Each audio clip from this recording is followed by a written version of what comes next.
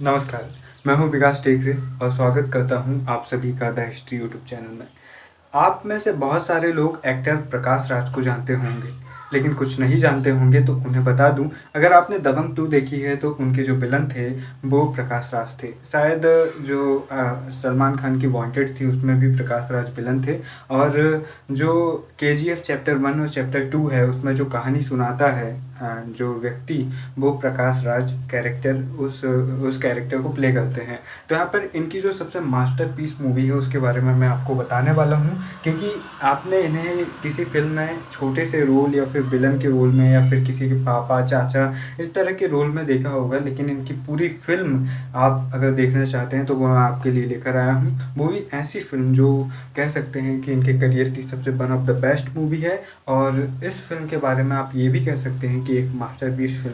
Film है कांजीवरम नाम की, और ये 1950s के दौर पर बेस्ड है, जब भारत आज़ादी के लिए लड़ाई कर रहा था और साथ ही विश्व में द्वितीय विश्व युद्ध चल रहा था और विश्व की बड़ी बड़ी महाशक्तियाँ आपस में उलझ रही थी। दोस्तों, उस दौर में एक पिता की कहानी है, एक जुलाहे की कहानी है। जुलाहा वो होता है जो बुनता है, यानी कि कपड़ों की बुनाई करने वाला व्यक्ति जुलाहा कहलाता है। तो इस फिल्म में एक जुलाहे की कहानी बताई गई है जो अपनी शादी से पहले ये वादा करता है कि वो अपनी पत्नी को सिर्फ और सिर्फ रेशम की साड़ी में विदा करेगा, लेकिन उसका सपना ये कभी पूरा नहीं हो पाता है क्योंकि रेशम तक उसकी पहुंच बहुत ज़्यादा मुश्किल होती है। दोस्तों, वो उस शहर का सबसे प्रसिद्ध, कांजीवरम का सबसे प्रसिद्ध जुलाहा होता है, सबसे सम्मानित जुलाहा होता है, लेकिन उसकी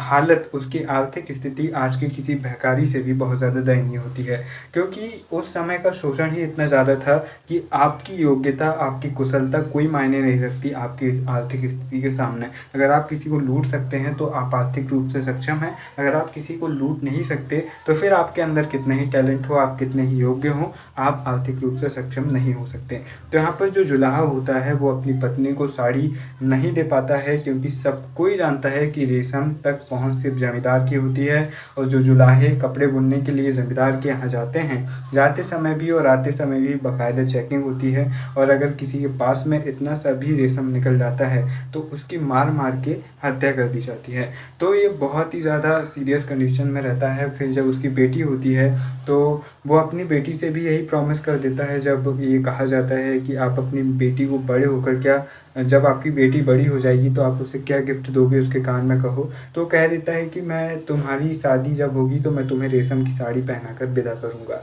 तो उसकी माँ शॉक्ड हो जाती है और वो बहुत ज़्यादा नाराज़ हो जाती है, लेकिन प्रकाश राज सर का जो कैरेक्टर होता है वो उन्हें एक बंद कमरे में ले जाकर कुछ ऐसा दिखाता है जिससे वो कन्विंस हो जाती है, और फिर उन्हें लगने लगता है कि हाँ, ये कर सकते हैं। लेकिन फिल्म के आधे समय में ही उनकी पत्नी की डेथ हो जाती है, और उसके बाद में फिल्म जो रूप आपको दिखाएगी और जो असलीपन इसमें आपको देखने को मिलेगा, ज़रूर आप एक नॉर्मल से इमोशनल इंसान होंगे तो ज़रूर आप थोड़े बहुत तो रोलेंगे या इमोशनल हो जाएंगे, और आपको एक पिता और एक बेटी के रिश्ते की जो बॉन्डिंग होती है वो समझ में आएगी। वीडियो काफ़ी लंबा हो गया, रिव्यू इतना लंबा नहीं होना चाहिए था, लेकिन बस मैं आपको बताना चाहता था कि इस फिल्म को देखिए ताकि आप समझ पाएँ कि रिलेशंस क्या होते हैं, साथ ही आप ये समझ पाएँ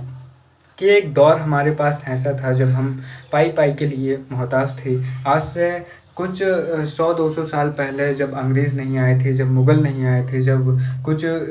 टुच्चे से राजवंश नहीं थे, जब अच्छा समृद्ध से राजा हमारे यहाँ हुआ करते थे, तब हर चीज़ की पॉसिबिलिटीज़, हर चीज़ की पहुँच हमारे तक कितनी आसान थी। मुग़लों के दौर में भी जो महँगाई थी वो उतनी ज़्यादा नहीं थी, लेकिन शोषण के दौर में जो महँगाई बढ़ी और जिसने हमारा शोषण किया वो कितना भयानक था। इस तरह की फ़िल्में देखकर ये पता लगता है कि हम कितने अच्छे दौर में जी रहे हैं और लोकतंत्र का मूल्य क्या होता है। दोस्तों, ये फ़िल्म आपको ये भी बताएगी कि